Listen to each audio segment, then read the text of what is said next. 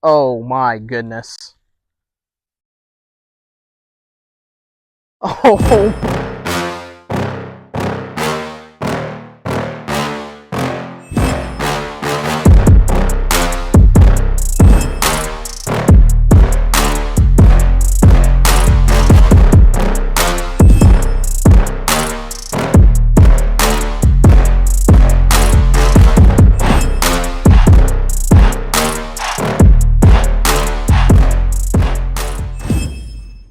All right, let's see what's in the bag. all right. What's in the bag? So basically, it's mostly Shrixon in Cleveland. I did just recently sign my staff deal with them for the 2025 and 2026 years. Um, Wedges. I don't know what happened to my 50 degree, honestly, so I'm borrowing one. This is an MG3. Typically, I play a Cleveland RTX 6 is what the other wedges are, 54 and 60. All of them in mid bounce. The irons are they're an older model Z765s, basically the equivalent of the ZX7s. I got a ZX5 5 iron and a ZX4 4 iron. Shafts are KBS C taper light, extra stiff 115s. Driver, I got the Shrixon ZX5 LS and a 9.5 with the graphite design, Tour AD VF, 60 gram stiff flex. 3-wood, I got the TaylorMade Sim 2, kind of a throwback, but it's one of my favorite clubs ever, with the Tour AD VF 7S. And then 5-wood, I just recently picked this one up, is a Stealth Plus 19 degrees with the VF 7S. Putter, I got, I'm not going to worry about taking the cover off, but it's the Spider, the Scotty Scheffler one, the Tour X, I think. I said I'm not going to take the grip off or the head cover off, but, well, I got lead tape on it, so. It's the Spider with the L neck. And typically I play the Shrixon Z-Star Diamond. However, I am currently playing the Wilson ball because I ran out of Shrixon Diamonds. Hopefully I'll get some in soon. All right, so kind of walk me through your strategy in an opening tee shot in the back nine versus a front nine. So the opening tee shot on both nines are a little different. One, I'll typically, if you turn around, you can see number one fairway. Typically I'll hit, depending on the weather, I'll hit driver or 3-wood. I've been hitting 3-wood really good, so I've kind of switched to hitting 3-wood off that tee. Here, there's really no advantage to me hitting a 3-wood, so I'm just going to hit driver. Key for me is to just get it kind of like left side of the fairway, and everything kind of kicks back to the right middle. So that's the plan, at least.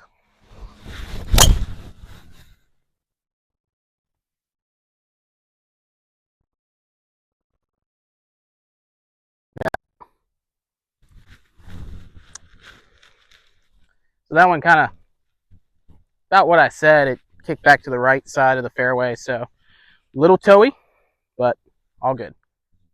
104. All right, so 104 yards.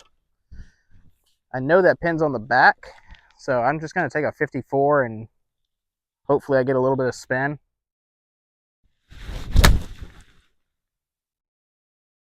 To go. That's either really good or it's short. There's like 3 levels to this green. Or 2 levels, I can't remember. Yeah, like 3 levels to this green. So I'm not sure if I got all the way up there. But one very important thing to remember, please always fill your divots. I took a massive one there. So always fill your divots, guys. All right, did not get to this third tier like I wanted to, but that's okay. Vito, I got a question. All right, what's your question? What exactly inspired you to get into the golf business? So I always had a passion for the game, and I was always pretty good for the most part. Growing up, I was one of the better golfers in my age group. And oh, that was a bad putt. As I got older, I just kind of realized like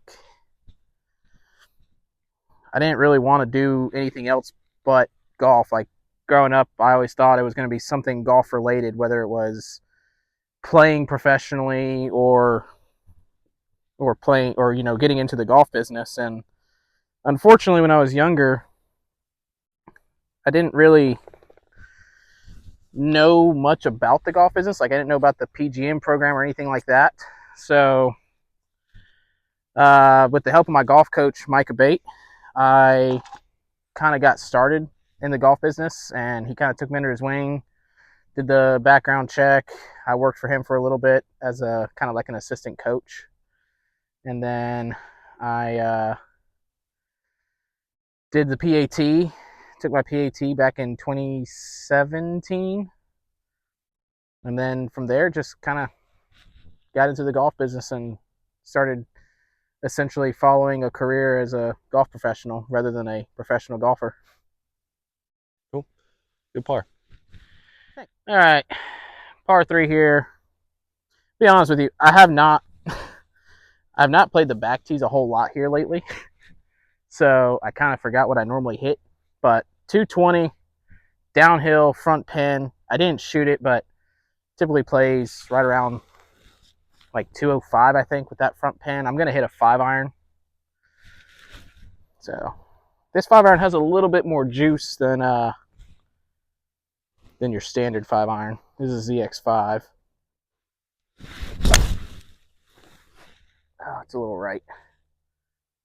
That's hit good, though. Oh, not good enough. All right. So, kind of piggybacking off that last question, what has your path in the golf business been like so far? So, all right. I took my PAT in 2017, September, passed it. And then in February of 2018, I got a job as an assistant pro at Redbridge, where I was there for about almost a year and a half. And I never really did anything with like my career essentially in the golf business then. Like I didn't get into the program or anything like that. I did leave the golf business short term. I went and sold cars again. I sold cars before getting into the golf business. And so I did that for about 9 months after I left Redbridge. Decided that I wanted to actively pursue a career in the golf business. So I left the car business, went to a retail store, Golf Galaxy, did that for a few months. Then I got back on the green grass side of things and got a job at Larkin Golf Club, which is now the 500 Club here in Statesville, North Carolina. Left Larkin, went to a course in Charlotte. I was living in Charlotte at the time, so it was a little bit of a commute. And went to Highland Creek. I was there for about 6 months. And then I got an opportunity to work at a private club, which is where I spent the last 2.5 years, basically, at Statesville Country Club. And that's where like my career really kind of jump started, so to say. I got into the program, became a PGA associate, finished the qualifying level, finished the level 1, played in a bunch of assistance events, a lot of section events, kind of quit doing the mini tour thing. And then after 2.5 years, I left there, went to Cedar Rock Country Club, and I was there for all of 1 month before I got an offer to be the head pro here at River Oaks, which once I kind of got into the program and started doing my book work, you get to choose a career path. And for me, it was pretty easy. Like I wanted to be the boss, I wanted to run the show. And so getting the opportunity to be a head pro while I'm still an associate was a huge deal for me. So it's kind of a no-brainer for me to make the jump and come here. So I've been here for about two months now. I'm loving every bit of it. Actually, almost 3 months, I think. Yeah, I think I've been here for 3 months now. So time flies when you're having fun. Oh, sit. Oh, wow, that had some spin. All right. Pulled it. Ah, bad stroke. That was good. All right, well, since we're up here on this back tee on this par 5, what do you think your longest drive ever was? Naturally, I don't know, probably right around 300. I've probably gotten close to 310, 315 before. On a simulator, I hit one like 320, but that's a simulator. Longest drive that I can actually think of, and this is like just, I had some help kind of thing. Playing a high school match at Green Oaks golf course no longer exists, but it was Mount Pleasant High School's home course. And downhill, the fairways were just like landing on concrete, basically, like no grass. It's the reason the golf course doesn't exist anymore, honestly. But it was downhill. I want to say it was a par 5. I don't remember what hole it was, but I just remember hitting like left side of the fairway, and it just hit and ran all the way down. And I had like a wedge in, and it was a par 5. Now, granted, we were playing one tee box up because it was high school, but if I had to guess, it was probably about a 350-yard drive with everything, like roll out, hard pan, ground, everything. Like, I hit it good, but I probably hit it 275, 280, and the rest of it was just roll out. So, I don't really know. That's definitely the longest one I've hit, but as far as natural, I don't know. Probably 310, 315. All right, so another one you want to play like left side of the fairway. Everything kind of funnels to the right. Not an ideal hole for me because I play a fade with the driver. But as good as I could do. All right, about 260-ish, I think, is what I shot at. The cart says 256 to the flag. Plays a little downhill. I'm gonna show a little cutty 3-wood.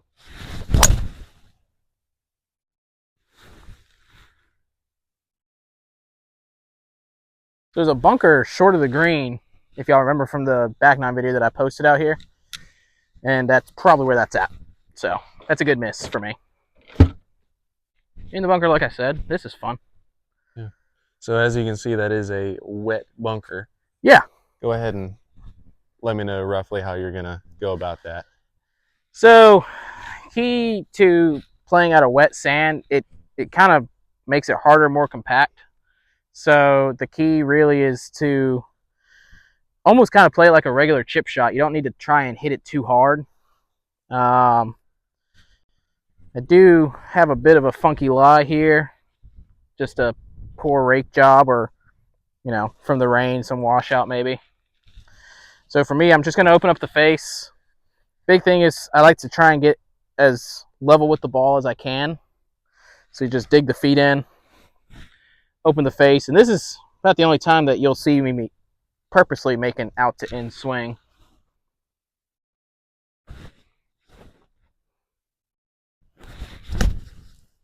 Sit. Oh! Hit the flag. Did hit the flag. So the ball came out real hot. Like I said, it was kind of sitting almost like in a hole. It's just a tough shot. I mean, bunker shots, unless you're really, really confident with them, it's not the easiest of shots. So one part of my short game that I always feel really confident in, though, like if I will sometimes purposely miss a shot if I know there's a bunker up there. Like, for instance, this hole, I knew this bunker was here, and I felt pretty good about hitting this bunker shot. So that's kind of why I played the shot I did, to give me the shot. Unfortunately, I have a little bit more work for birdie than I wanted, but it is what it is. Got about 10, 12 feet right there. Yeah. So something I've been kind of working on over the last few months is aim point. I don't do it every time, especially out here, because I'm kind of gotten to the point where I know the greens now. But if you're interested in doing aim point, then it's good to practice it. It's basically, it takes the eyes out of it, and it's all about feel. So you walk the line, feel.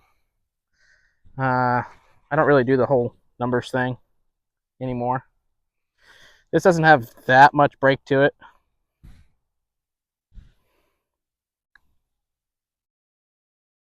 Oh, snapped at the hole. I say that and then it snaps at the hole. That was kind of bumpy. Not the greatest par, but I'll take it. Par 4. I could hit driver.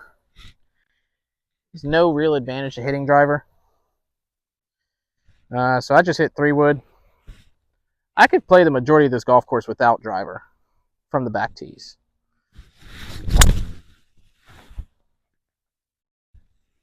Yeah, that's pretty good. All right. Got 150, I forget the number, but it's playing 157. So I'm just going to take a front row. Got a mower up there. This is just going to be a little baby 8-iron. Ball's above my feet, so it should turn over a little bit. I wasn't struck the greatest. Yeah, that wasn't good. Get away with it, though. Do you have any, like, golf superstitions? Golf superstitions. Yeah. So I think the big one is, for me, is I gotta carry 4 tees in my pocket. When I get ready for my round, I always start off with 4 tees, my divot tool, and my ball marker. And then I'm an even numbers kind of guy. Like, DB's got to be on an even number. 4 tees in my pocket. But the only time I don't use an even number is my golf ball. I typically, like, for tournaments and stuff, I'll use either a 1 or a 3. Main reason for that is my wife's favorite number is 3. And before one of my first mini tour events that I played in, I was going through my golf balls, and she basically told me to use the number 3. And had a relatively decent round, finished tied for 4th, won a little bit of money. And ever since then, I've just used an odd number golf ball for tournaments. Not bad. Got a little work for birdie, though. So what are you thinking about when you got, like, a long putt for birdie like this? Well, typically a long putt, the goal is to just try and get it as close as possible. In this particular instance, this is a very, very tough putt. There's a slope past the hole that runs away off the green. This putt can easily go off the green. I gotta almost play this like up there and try and let it die. And even if I do that, it's not a guarantee that it's going to get close. So this is one that I just kind of hope and pray. All I could do here is just put a good stroke on it, really. So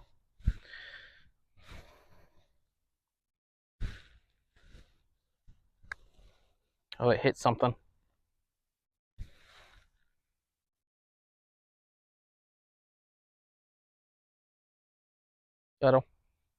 It comes down that slope and runs away from the hole.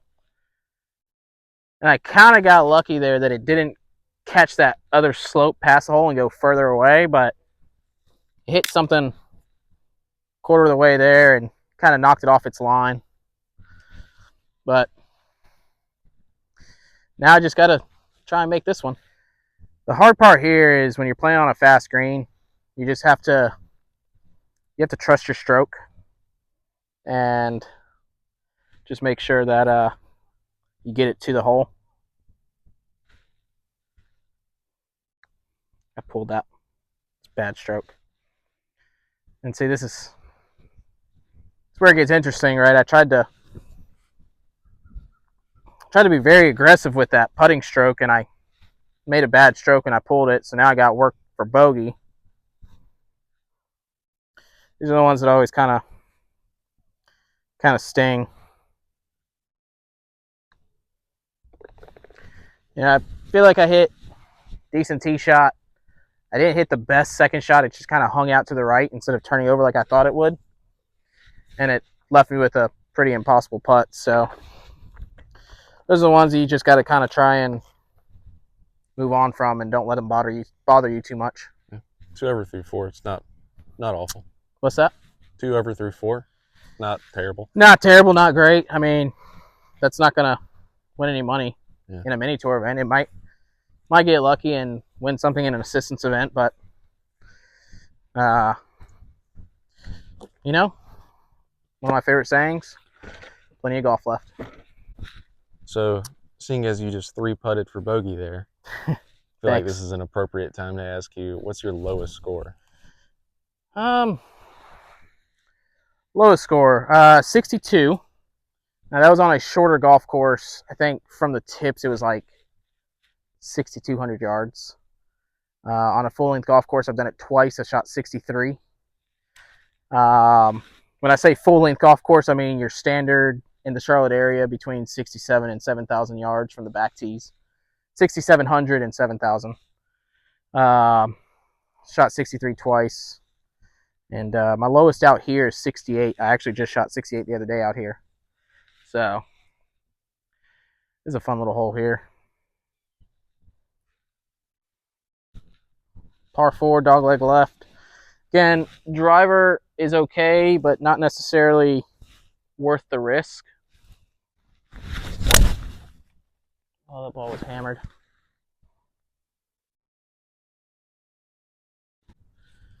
I got another question. All right, what's that? Music on the golf course, yes or no? If you had asked me this about a year and a half ago, I would have said I wasn't the biggest fan. However, I've learned to kind of lighten up on the golf course a little bit and not take it as seriously. And yeah, I don't mind music on the golf course. It's good. It depends on what you're listening to, really. I listen to a little bit of everything. But yeah, I mean, I don't mind it as long as it's not disturbing the other players in your group. Like, keep it in your golf cart. Don't be blasting it, where you can hear it from 2 or 3 fairways over. It should be, if you're in a foursome, make sure that the other guys in your group are okay with it. And if they're not, then it's okay to listen to it. Just keep it at a low volume where you can only hear it in your golf cart. So I'm a big country music guy. So my kind of go-to is country music. Anything country music, really. A little bit of rap here and there. A little bit of rock. Nothing heavy. Just, like Breaking Benjamin or stuff like that. Skillet. But kind of go-to is country.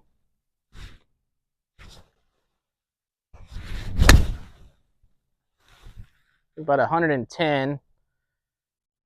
Had to step on it. That should be pretty good. It's pretty close. That should be pretty good.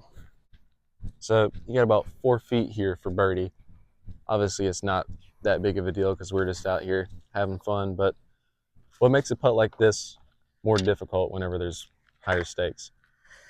The situation, right? Like, if this were 18th hole, putt for birdie in the win, then obviously this 4 or 5 footer looks like 15, 20 feet. or just like day like today, like I'm kind of cruising along, not playing bad, but score's not reflective of how well I'm hitting the ball. I'm 2 over, and I'm what 4 holes in, 5 holes in. Then this putt feels like a must-make situation if this were a tournament. For me, I've struggled with like pressure situations, so I'm just really learning how to slow it down and just trust my stroke, make a good stroke. Almost kind of talk to myself through it, like, you know, this kind of has to go in, but don't don't let it determine the outcome of your round if this doesn't go in. And you know, don't anything you could do to take the pressure off of yourself.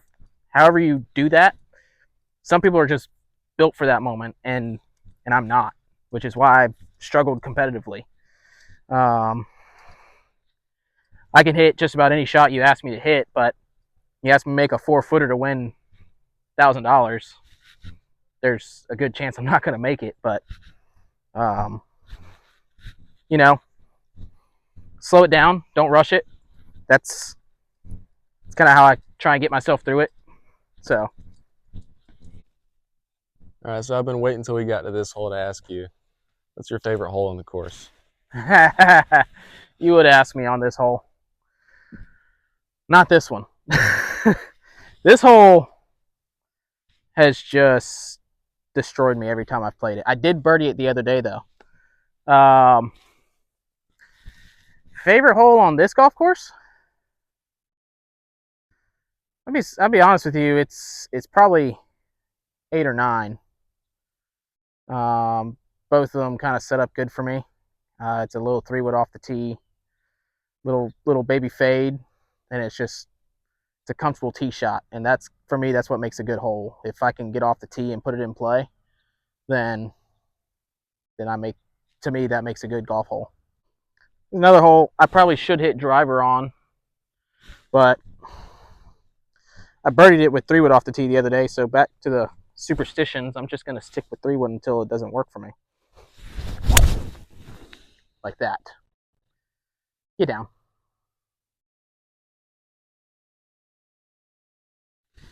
That will be interesting. What's your favorite hole ever? My favorite hole ever? Any golf course? Man, I've played a lot of good golf courses. I'd have to say favorite golf hole ever would be is kind of silly considering I've played courses like Bethpage and played in Pinehurst a lot, but man, either number 9 at Redbridge, little short par 3, number 17 at Redbridge, just a dumb hole, dumb layout, but I just for some reason I play it really well. And 13 at Statesville Country Club, par 5, dogleg right, reachable par 5 if you hit a good tee shot. And number 9 here. I'd say those are pretty close to my favorite golf holes that I've played that I can think of off the top of my head. Like, you put me on any of those holes today, and I feel like I can make birdie on any of those holes anytime. Oh, I'm in the fairway. What about your just like favorite course in general? So, all-time favorite course that I've ever played I'd have to say it's Bethpage Black in New York. But my favorite go-to golf course, kind of in the Charlotte area that I can go to pretty much whenever I want, is I really like this golf course, obviously, but I'd say it's probably Redbridge. That's probably one of my favorite. If I want to get away from like the home course for a little bit and go play a golf course that I know I play well and like the layout of, I'd go to Redbridge. Especially when I was living in Charlotte, I kind of frequented it pretty often. But yeah, if it's not here, then it's Redbridge. So, with this being one of your not favorite holes, what's your thought process right here? So it's 160 to the flag. It's a good number for me. Just a solid 8-iron. Uh, the big thing for me is just make a good swing, right? Like, got a middle pin. I can take it right at it. I like to play a little bit of a fade, but I think this is one that I'm just going to try and take straight at it and take the trouble out of play. There's a ditch short of the green.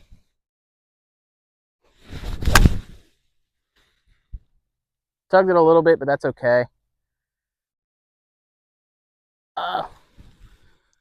There's a little bit of a slope there. I don't know if I got on top of it or not, but Doesn't look like it. it's pretty close. What, about 20 feet maybe? Yeah. It's better than it looked from back there.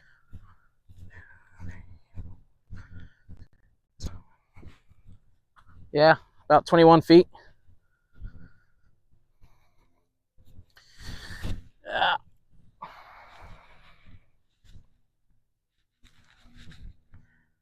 Weird double breaker here.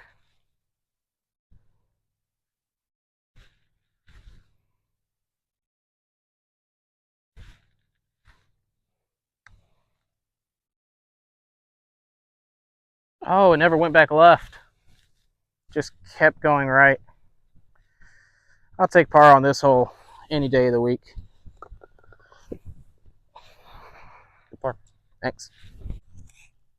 All right, I got a would you rather for you. Would you rather? Would you rather only ever golf as a single or only ever golf in a foursome? Well, that's a good question, actually. I do enjoy the time by myself. It's kind of nice, relaxing, but problem is I could be the greatest golfer on the planet when I'm playing by myself, and nobody would ever believe me because I'm playing by myself. Um, Playing with a foursome, get the right foursome. Got a good group of friends that play golf. Dominic, Jeremy, you, Peyton, good guys to play with. Mike, my golf coach, always fun to play with. I haven't played with him in a while, but Chase Clayton or Chase Vodry. Those are, I mean, yeah, as long as I get to pick my foursome, I think I'd rather play in a foursome. Yeah. A little fun par 4 here. Again, driver is okay, but not really worth it unless you're trying to drive the green, which I can't do. So I just lay back with a 3-wood. And I can hit the 3-wood in the middle of the fairway. Almost on command. Almost. All right, banking off that last question. Dream foursome, dead or alive?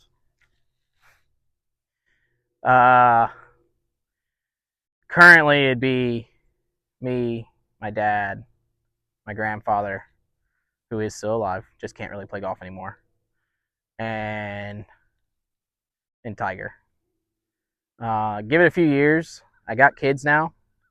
When the kids get to playing golf, I'd find a way to get my kids involved. Probably be my dad, my kids, and myself. Um, it kind of depends on what kind of round I'm looking for. Like just a casual hangout, you know, just a good time. Like it's definitely family oriented. But if I want to have a good time, joke around with some friends, it'd probably be uh, Dominic for sure. He makes a golf round interesting. You got your recoil is faster than your swing speed. It's always fun to watch.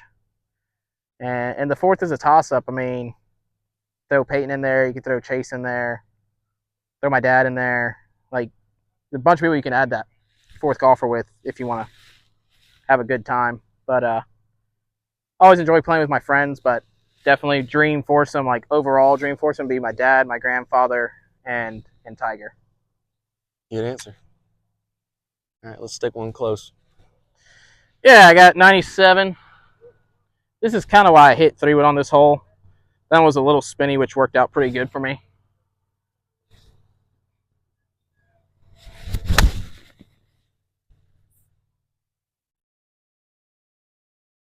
Oh, go in. That's pretty good. Yeah, not too shabby. All right, not as close as we thought, but definitely makeable. And I hope so. Let's see it go even. It's very important to, when you get to the green, mark your golf ball. If there's any dirt, especially like today, we've had a lot of rain here recently. And wipe any excess mud off the ball.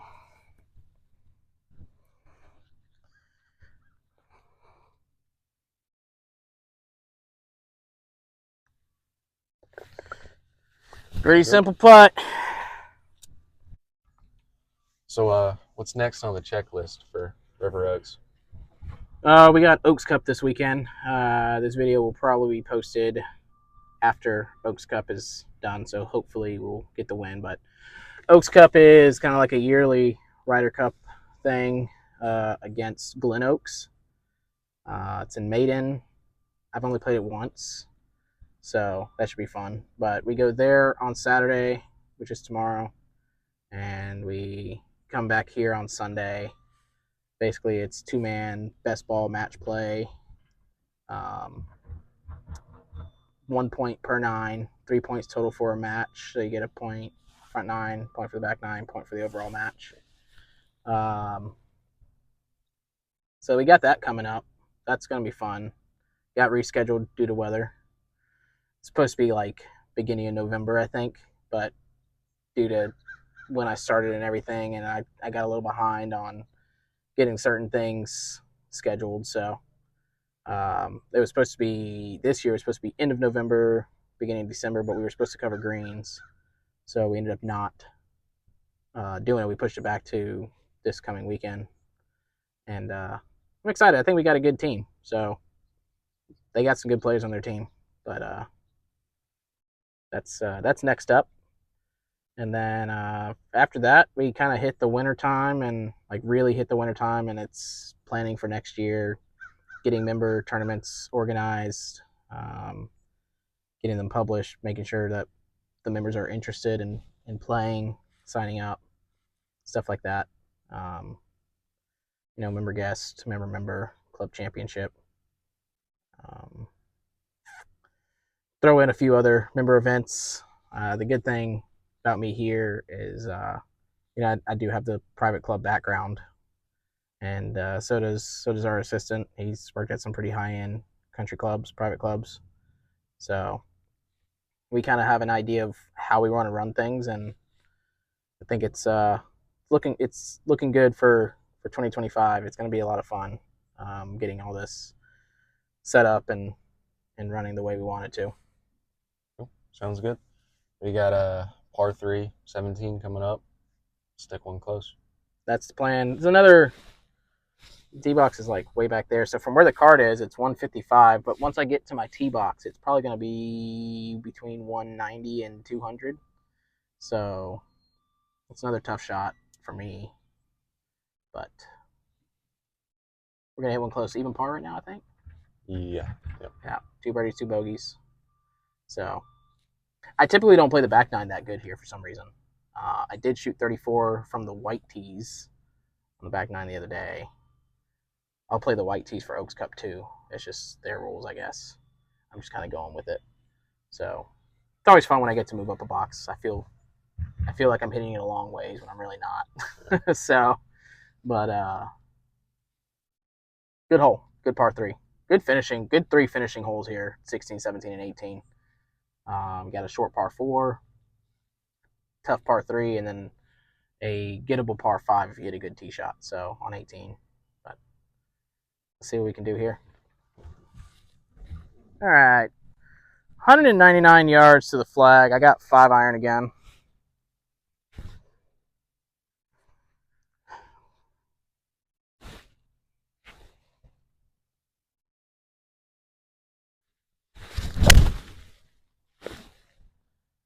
Oh, quit turning ball. That's going to be a fun putt.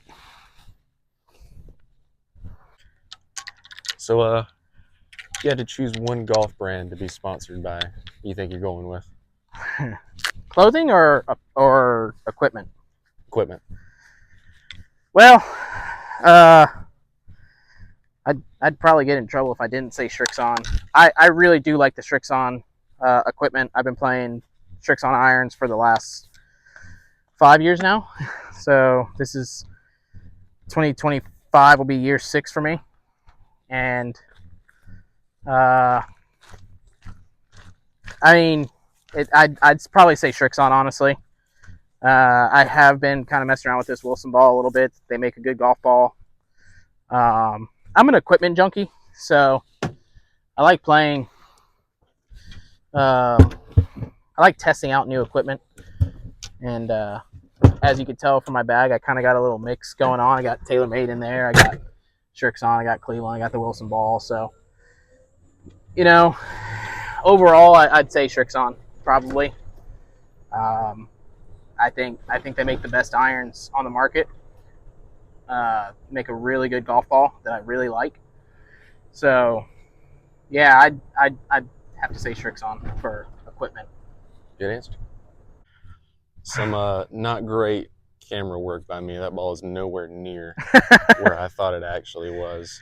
Well, it landed kind of just past pin high and just came all the way back here. So, this is a toughie. You got a slope to deal with. This is one that you just gotta read it right, and it's borderline impossible to do that. But the goal is to find a spot at the edge of the slope there, and essentially putt to that spot, like if that's where the hole was, like you're trying to dive into that spot, and then it'll catch the slope and go down. This is one that, unless it has the perfect line and hits the flag, it's not going to get anywhere close. So make sure you get these little propellers out of the way. This is worst time of the year for these things. This putt's got some movement to it. But again, right, my goal here, just get it to the edge of the slope.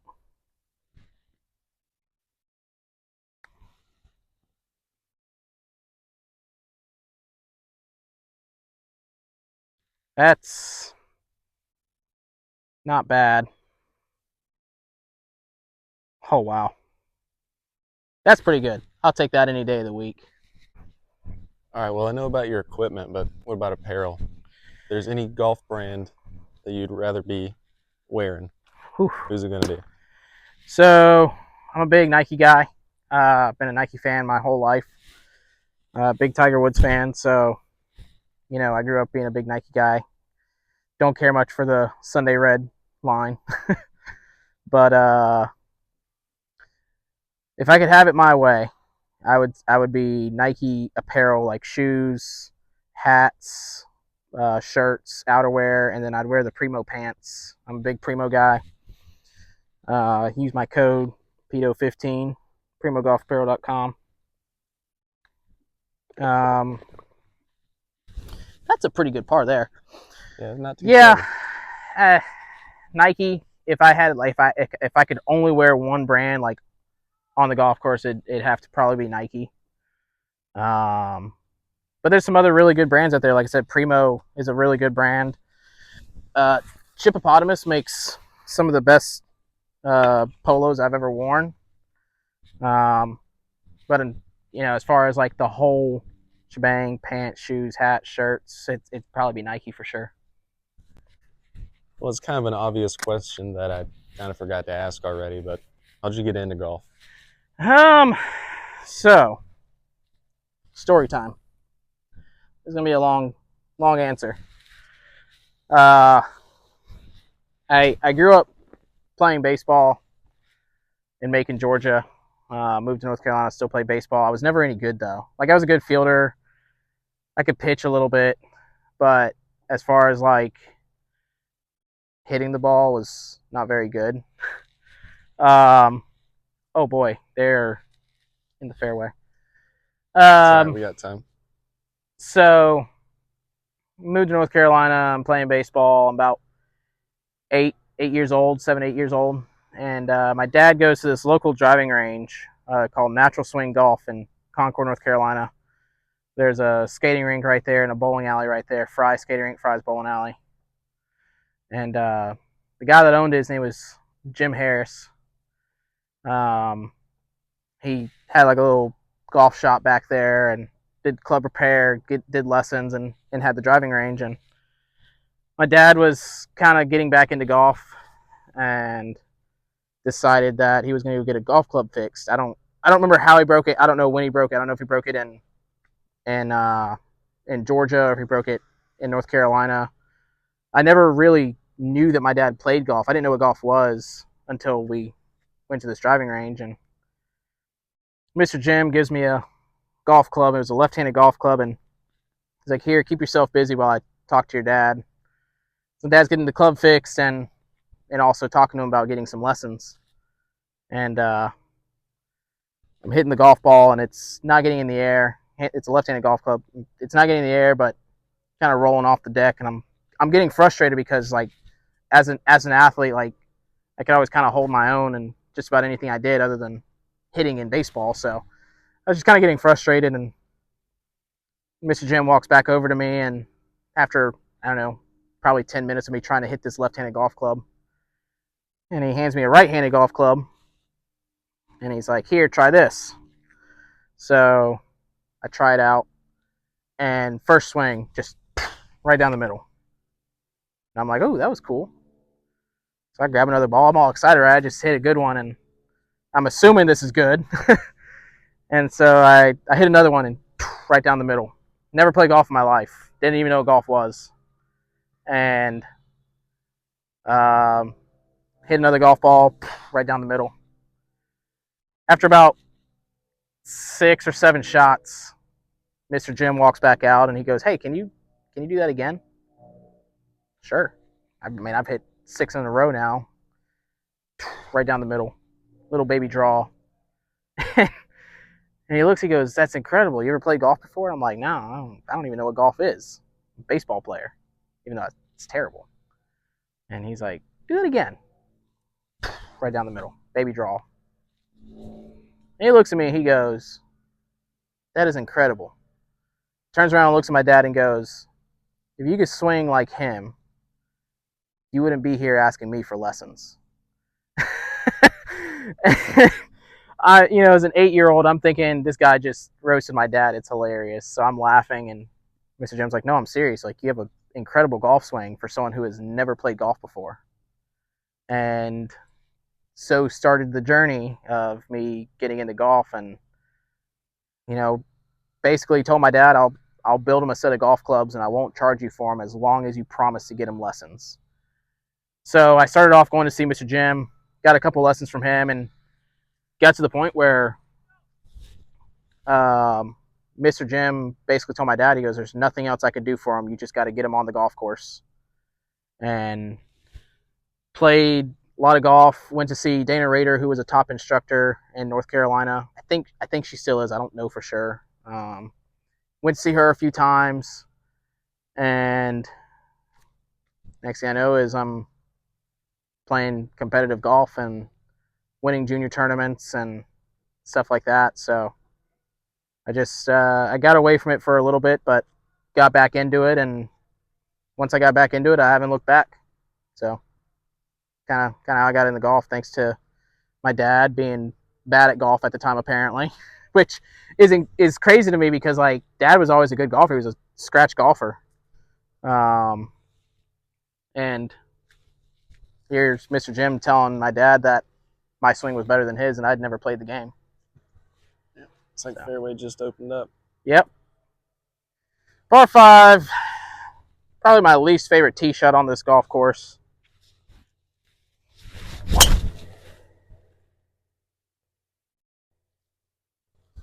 Yeah, that was good. All right, so if there's one thing you want people watching this video to know about River Oaks, what would that be? It's a hidden gem, man. Like it's easily one of the best golf courses I've played. One of the best public golf courses I've played within an hour of Charlotte in any direction.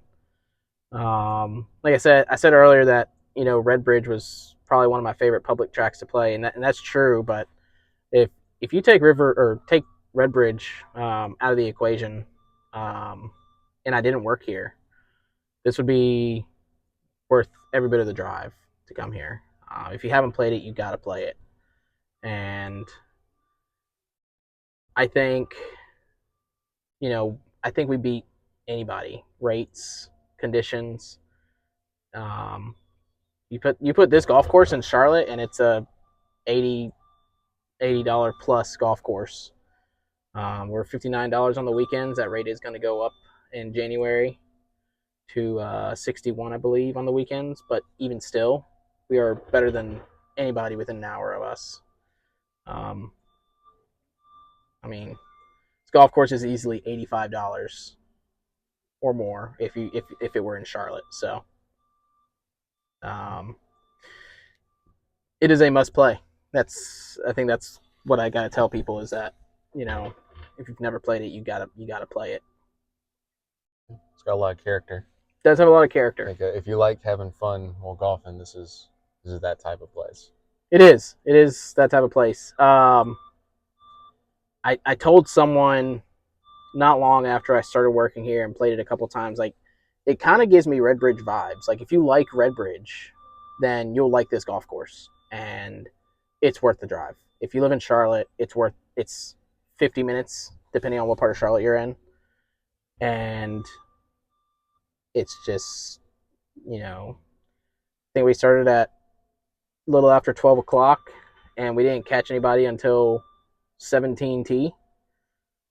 I mean, you could pretty much zip around this golf, and I play pretty fast. I'm playing by myself today, so sort of. So obviously, I'm going to play a little bit faster than everyone else, but typically, I mean, pace of play is 4 hours or less here, so it's worth the drive. Definitely got to come check this place out. You can't see it, but on the cart we are almost 40 minutes ahead. Yeah, 39 minutes ahead of pace. GPS on the golf carts are pretty awesome. Green is clear. I shot it with the rangefinder. It is 245 to the flag. I want to go for it, but there's this nagging tree, which you'll see here in a second, that makes me question whether I'm going to actually go for it or not. So let's see. So Brogan just told me not to hit this guy over here. Zoom in on that guy. Don't hit him. That guy is not even on my radar. All right.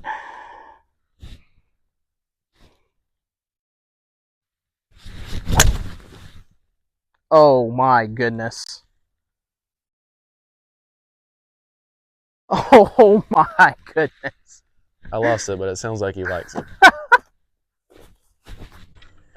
So one of my favorite things about this golf course is you can see the clubhouse from just about anywhere on the back nine up on top of the hill. There's my ball just short. It's a little wet, so I'm assuming that ball just kind of hit and stopped, but yeah, it's such a good golf course, a lot of good views. Now, best view of the day is ending with an eagle.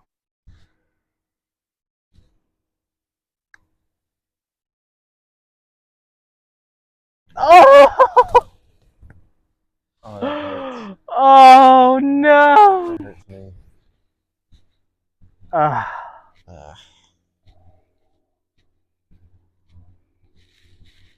Man. Good birdie. Thank you. Oh, that was fun. I wish I could have done the front nine for you guys, but with the frost delay, we had to start on the back nine today, and there was just too much play coming off of 18 going to 1 when we started. So, but yeah, hope you all enjoyed this. Yeah. You have any more questions? Yeah. How has being a golf pro so far, head pro, affected your personal life in any way? Oh, head pro, assistant pro, just golf pro in general. I'd say, overall, it's made me more professional in my day-to-day life. It's taught me how to better communicate with people. Um, it's taught me a lot, really. Just being a more professional, kind of holding myself to a more professional standard on a day-to-day basis. You know, every everything that I do, everything I say, especially being active on social media, is noticed, and I've learned that the hard way. Um, I've said some things that probably shouldn't have said. Um, I've made comments on social media that I shouldn't have said, but overall, it's kind of made me a better person. Just in general, I think it's made me it's definitely built some character for me. Um, and just like I said, I think the biggest thing is just it's made me a better person. That's what I've kind of taken from being a golf professional. Um, yeah. Cool. All right, so thanks for watching this. I hope you guys enjoyed this video. I've been wanting to do something like this for a while. Thanks again, Brogan, for helping out today and recording and asking the questions. And be sure to use the link on all my social medias to go to primogolfapparel.com. Use code PETO15 to get 15% off your entire order. Also, come check out River Oaks Golf Club. It is by far one of the best public golf courses within an hour of Charlotte. I'm not saying that just because I work here. I would have said that even if I didn't work here. It is a beautiful golf course. Hope you enjoyed the back nine. I'll hopefully get the front nine in for y'all soon. I've done an 18-hole video out here a couple times, so y'all have seen the front nine at least, which is good. But next time we'll get just the front nine and kind of showcase the front nine a little, because I think the front nine definitely has some better holes to it. So thanks for watching. Thanks again, Brogan. See y'all soon.